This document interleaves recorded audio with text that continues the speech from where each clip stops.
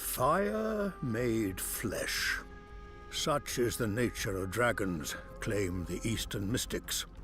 For once they may have a point, though not the one they think. Fire consumes, leaving at its end naught but ash. Thus the fate of the Targaryens and their dragons.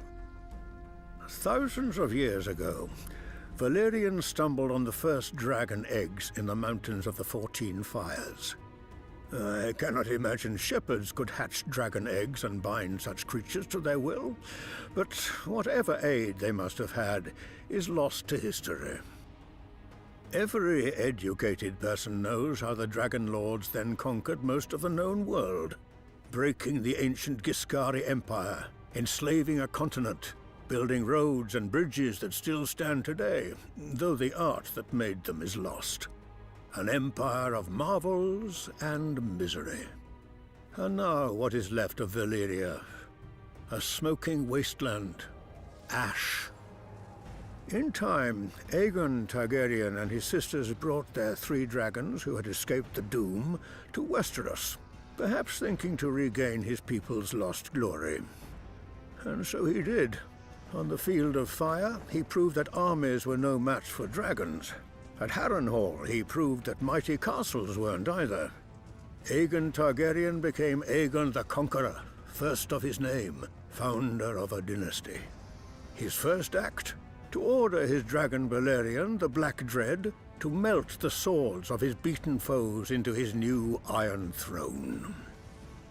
For over 100 years, the Targaryen dragons cemented their breeders' hold on the 7 kingdoms, if not each other.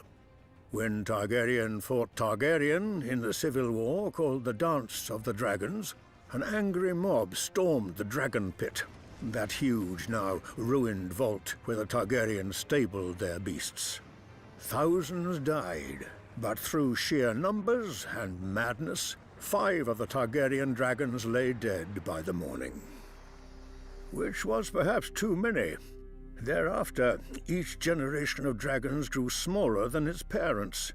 Their skulls used to line the throne room of the Red Keep in order of birth. The oldest, Balerion, could swallow an ox whole. The last skull was barely the size of a dog's. Yet the Targaryens never stopped trying to revive their dragons. Aerion Brightflame drank a draught of wildfire and burned to death. Aegon V tried to hatch stone dragon eggs with sorcery and burned to death. Against these, Aerys II looks almost sensible. He only burned other men to death.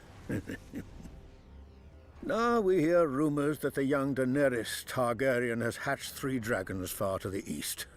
If she were to be so foolish as to march on Westeros, she will not find, as her ancestor Aegon did, 7 disparate kingdoms frightened by her strange beasts. She will find a continent united behind Lord Tywin Lannister, who extinguished her own father's flame. And we have known dragons now. We have seen them die.